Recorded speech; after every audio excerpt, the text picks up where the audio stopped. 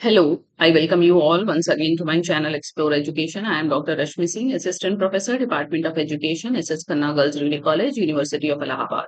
And this time I am going to discuss with you a new topic and the last topic of Unit 4 Environmental Education, paper EDU 604.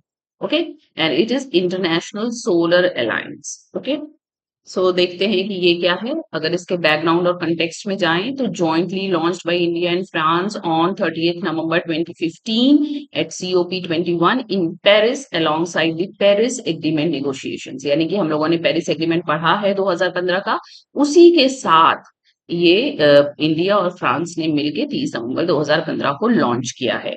Conceived as a treaty based intergovernmental organisation, दो सरकारें कर रही है ना, तो intergovernmental organisation headquartered at the national institute of solar energy campus Gurugram India. India के गुरुग्राम में इसका नेशनल इंस्टीट्यूट है, हेडक्वार्टर है।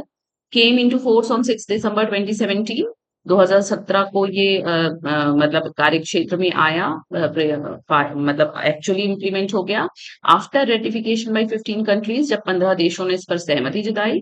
One of the fastest growing international organisation, और ये भी एक तेजी से बढ़ता हुआ इंटरनेशनल ऑर्गेनाइजेशन है। Originally envisioned for the 121 sunshine countries, देखिए सोलर अलायंस है इसलिए इसको सनशाइन कंट्रीज ने इसे इन्विजन किया है। 121 देशों ने, लाइन फुली और partially between the tropics of cancer और कैप्रिकॉर्न। भाई देखिए कैंसर और कैप्रिकॉर्न की ट्रॉपिक में जो कंट्रीज आती हैं जहां सूरज की रोशनी बहुत मिलती है उनको, है ना, 121 ऐसे देश हैं, उनको सनशाइन कंट्रीज कहा गया। उन्होंने इसको इन्विजन किया।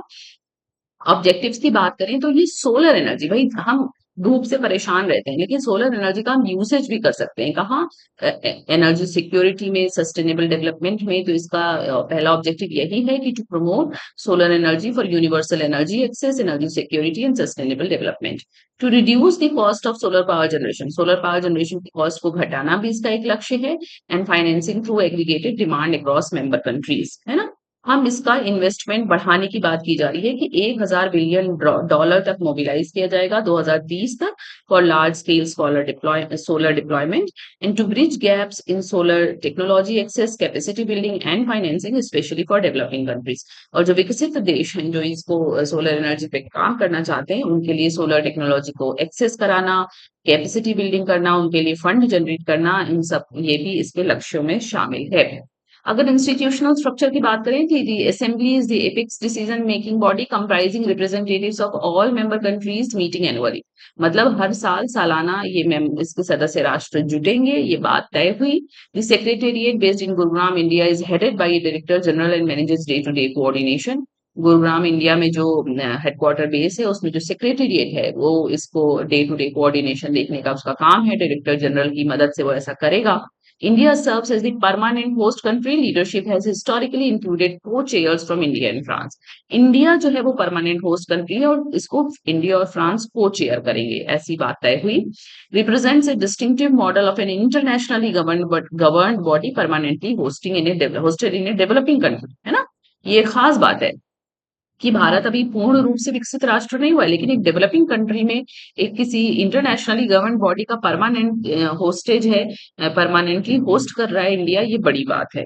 देन मेंबरशिप एवोल्यूशन की बात करें तो originally limited to the 121 countries lying between the tropics of cancer और कैप्रिकॉर्न के ट्रॉपिक्स में जो देश थे 121, पहले ये वहीं तक लिमिटेड था, फिर ये 2020 में अमेंड किया गया है और ओपन मेंबरशिप दी गई है ऑल यूएन मेंबर स्टेट्स को, significantly widening its global reach, जिससे इसकी वैश्विक पहुंच बढ़ रही है।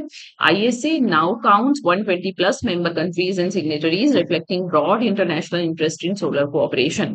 तो आप ये कह सकते हैं कि जो सूर्य ऊर्जा है, सौर ऊर्जा है, उसके कोऑपरेशन में रुचि बढ़ रही है लोगों की, वैश्विक स्तर पर ये और बढ़ रहा है।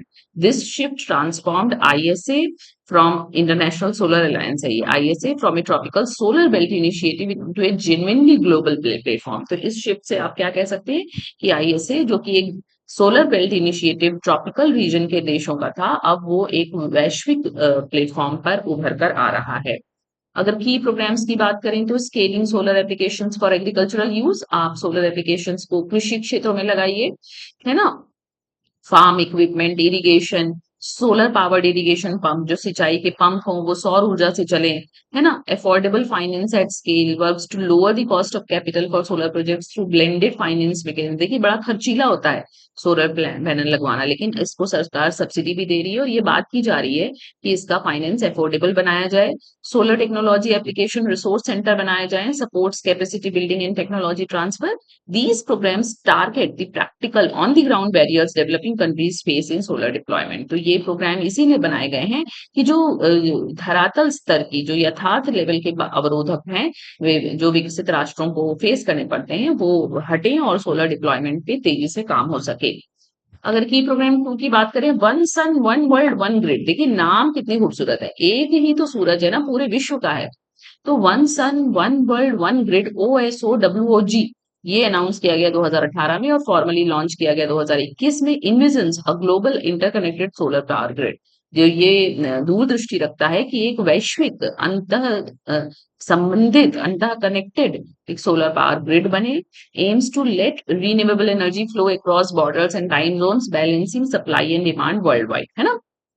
ये उद्देश्य रखा गया कि रिन्यूएबल एनर्जी का फ्लो अक्रॉस बॉर्डर्स हो, सीमाओं से परे हो, टाइम जोन से परे हो, जिससे सप्लाई और डिमांड की में बैलेंस बनाया जा सके। Backed by India, UK and the other partners under the broader green grids initiative, okay, and represents ISA's most ambitious long-term infrastructure vision for global solar cooperation. Okay, 1 minute. Huh?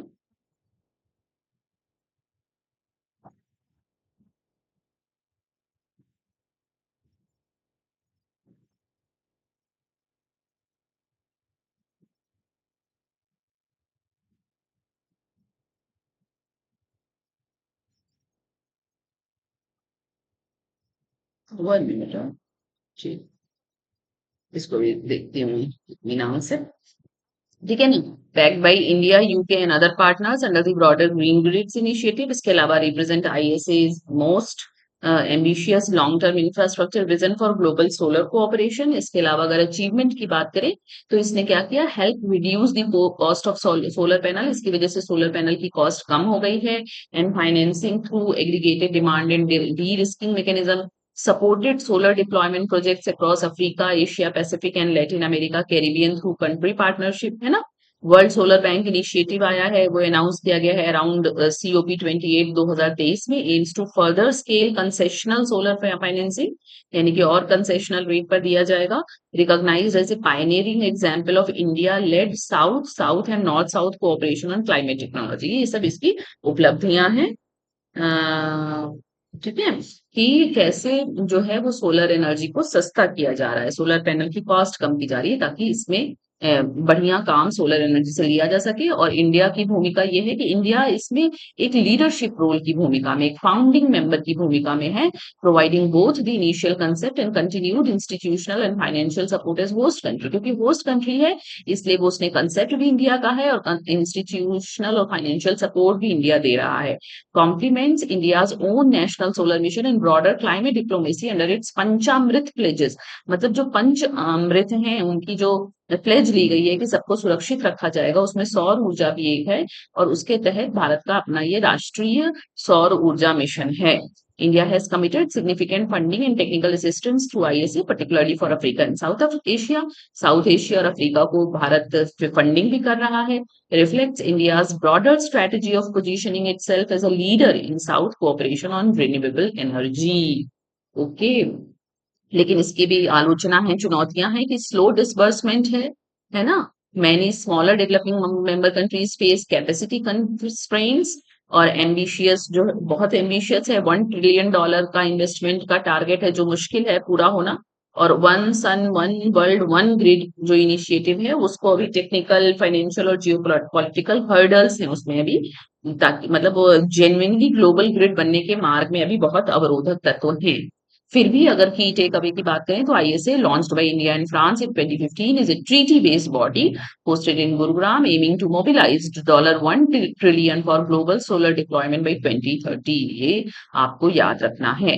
Its 2020 membership expansion to all UN states transformed it from a tropical belt initiative into a near universal platform. मतलब पहले tropical belt initiative से ये काम शुरू हुआ और अब ये लगभग वैश्विक हो चुका है। Programmes like affordable finance at scale, star C and OSOWOG target financing technology and grid interconnection barriers भी हैं इसमें, लेकिन despite real achievement in cost reduction and project support, slow disbursement and an unmet $1 trillion target remain key challenges. वो कह रहा है कि achievement हुआ है, रियल अचीवमेंट। आप देखिए, आपको घरों पे, आपके अगल बगल, आप किसी भी शहर में हो, आपको सोलर पैनल दिख जाएगा, कॉस्ट रिड्यूस की गई है, लेकिन अभी भी कुछ चैलेंज है कि स्लो डिसबर्समेंट है और 1 ट्रिलियन का टारगेट अचीव करना अभी मुश्किल है। तो सवाल जवाब देख लेते हैं। इंटरनेशनल सोलर किस कंट्री के संग हमने किया है? फ्रांस के साथ किया है। आईएसए वॉज, ये COP21 पेरिस था। Where is the ISA? ये गुरुग्राम इंडिया में है। देखिए, अगर आप पढ़ के नहीं जाएंगे तो आपको लगेगा आईएसए का सेक्रेटेरिएट भारत में तो हो नहीं सकता, कोई और ही देश लगा देंगे, लेकिन गुरुग्राम इंडिया है। The ISA's original membership was limited to countries, ये था ना ट्रॉपिकल बेल्ट वाले, ये वाले। ठीक है। फिर बीच 2020 amendment opening membership to all UN member states, ये है। The one sun one initiative aims to develop a global interconnected solar power, ये वाला है ना। The ISA aims to how much by 20, ये $1 ट्रिलियन है ना, ये वाला है। और ये recognise challenge facing is slow disbursement, ये वाला है। देखिए, पढ़ा हो तो खटखट सवाल का जवाब सही निकलता है बिना क्वेश्चन पूरा पढ़े। हालांकि आप ऐसा मत करिएगा। देखिए, मैंने सब सही बताया, France, UP 21, Gurugram India, this much opening membership, ये सब सही। ओके। तो फाइनली एक बहुत लेंदी यूनिट मैंने आपकी खत्म की है, यूनिट 4, बहुत लेंदी। 13-14 वीडियो मेरे को बनाने पड़े इसमें, क्योंकि सब कुछ नया था मेरे लिए भी। मैंने भी कभी इसको पढ़ा नहीं था, लेकिन आपकी वजह से मैं भी ये सब जान गई।